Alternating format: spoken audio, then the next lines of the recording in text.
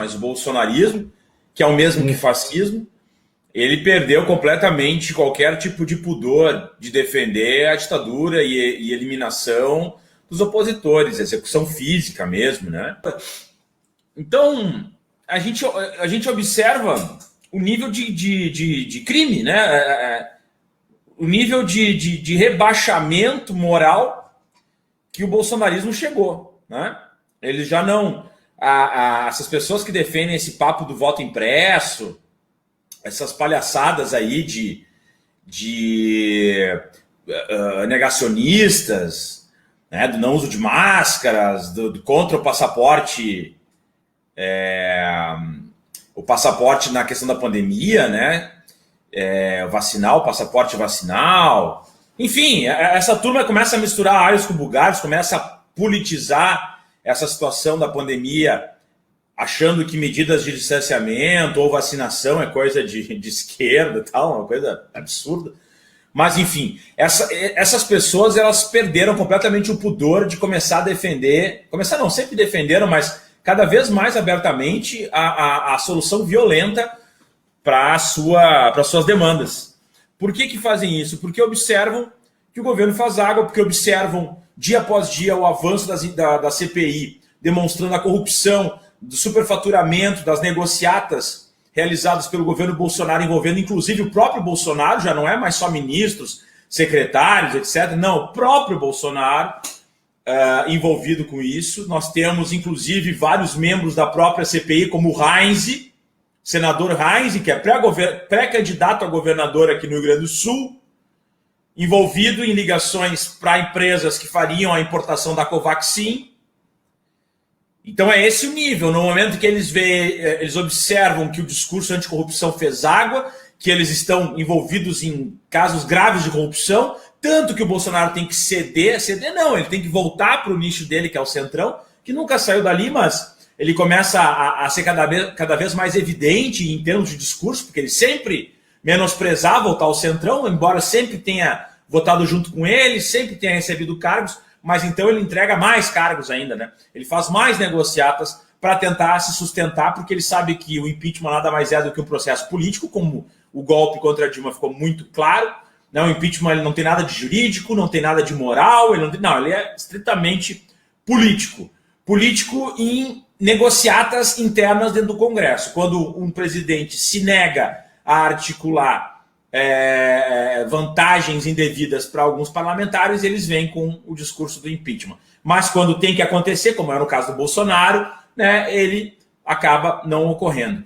Mas vendo esse cenário todo, ele começa então a partir para essa lógica da saída violenta, porque ele sabe que vai perder as eleições no ano que vem, ele perde para qualquer um, né? Bolsonaro não é só o Lula, ele perde para qualquer um, assim como o Lula ganha de qualquer um.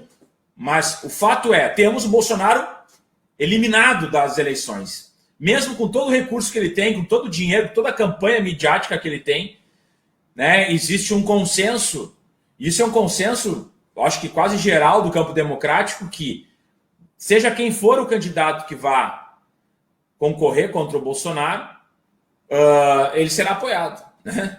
Isso é fato. Isso é fato. Pelo menos do campo da esquerda, isso é um consenso. Né?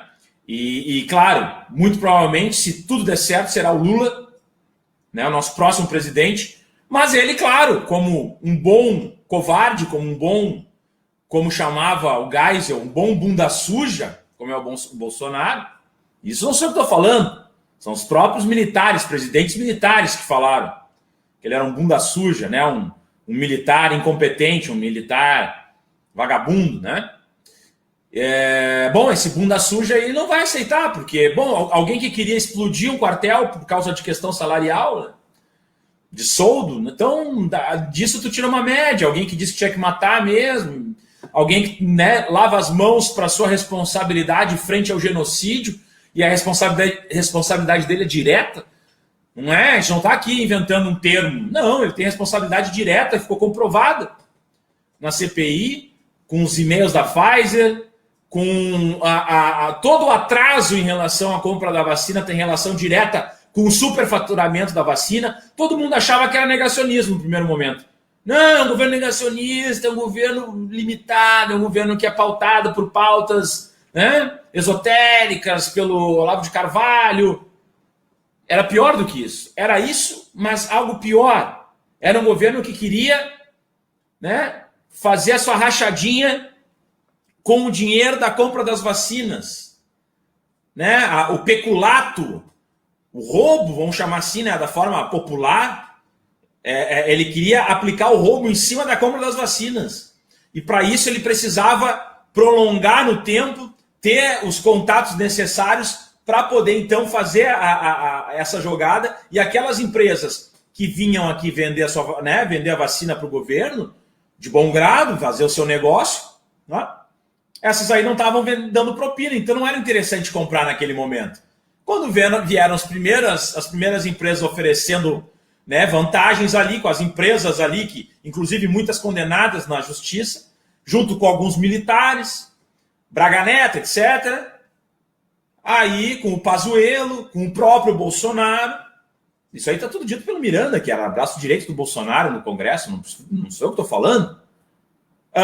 Aí, de repente, começa a andar o discurso das vacinas, e vamos vacinar, e vamos comprar vacina, milagrosamente, né? E tanto é que, milagrosamente, com a CPI em andamento, a vacinação começou a andar no Brasil. As pessoas começaram a ser vacinadas, mas só a partir da CPI. Porque até então, a vacina tem chip, porque eu não sei qual é a velocidade, por que estão preocupados com a vacina. Então esse é o Bolsonaro, com gasolina a R$ 6,20, com o dólar a 5,50, com o desemprego a 15%, com queimada na Amazônia, com a energia elétrica num preço absurdo, e a gente aí agora podendo ter um apagão, porque não tem investimento, né? Com o aumento dos homicídios, com o aumento da violência, mesmo na pandemia, com pessoas em filas para comprar osso, não mais para comprar carne de segunda, não, para comprar osso. Né, refugo para fazer sopa, para não passar fome, né? Então a gente observa assim, aí tu vê umas pessoas indo para a rua para defender um governo desses, envolvido em corrupção. Eu penso assim, o que tu vai me dizer? Por que eu teria que votar no Bolsonaro, assim, honestamente? Vamos supor aqui, eu quero falar com um interlocutor, com alguém que quer, não, eu tenho que votar no Bolsonaro. Por que eu votaria no Bolsonaro? Em 2018, apesar de todas as porcarias que ele fazia, né, da LGBTfobia dele, da misoginia, do racismo, né, esses pontos, mas eu ainda consigo entender naquela lógica de, ele vai ser contra a corrupção, o Sérgio Moro ainda estava no meio da Lava Jato, né, as coisas não estavam esclarecidas, Lula preso. Era compreensível que algumas pessoas de bom grado dissessem assim, tudo bem, essas coisas aqui não me são, eu sou hétero, sou casado, não são pautas, eu sou branco, não são pautas que me interessem. Vamos supor, né? Poderia a pessoa dizer, eu quero saber essa questão da corrupção, não dá mais. Até tu entende, sabe? Tu dizer, não, isso é bobagem que tu tá fazendo, mas tinha uma linha de raciocínio que tu conseguia compreender, né? Era compreensível, embora não justificável, mas tu conseguia entender como é que funcionava a linha de raciocínio daquela pessoa. Mas hoje é do tipo assim, tu é tão canalha quanto, entende? Não tem um segundo ponto. Né? E o brabo é que tem pessoas que a gente até, né, tem um certo respeito, aprende, e a pessoa defende uns troços desses, sabe? Aí diz assim, não tem condições morais, né? Porque é imoral. Porque daí já não é uma disputa de ideologia.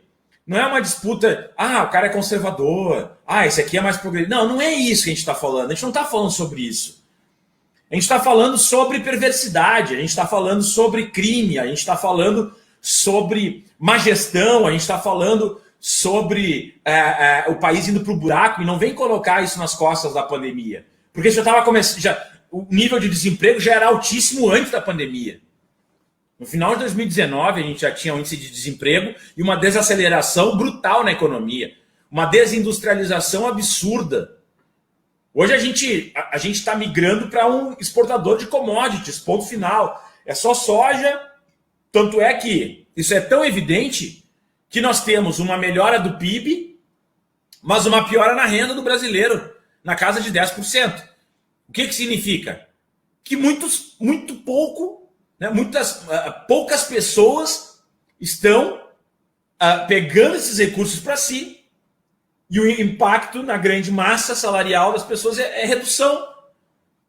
Né? Tanto é que o desemprego está altíssimo. Então o PIB sobe, né? O nosso produto interno bruto, o dinheiro que entra no país aumenta, mas a renda diminui e aumenta o desemprego. Não faz sentido, né? Se fosse pensar, pô, como é que está melhorando a economia se o desemprego cresce e as pessoas estão ganhando menos?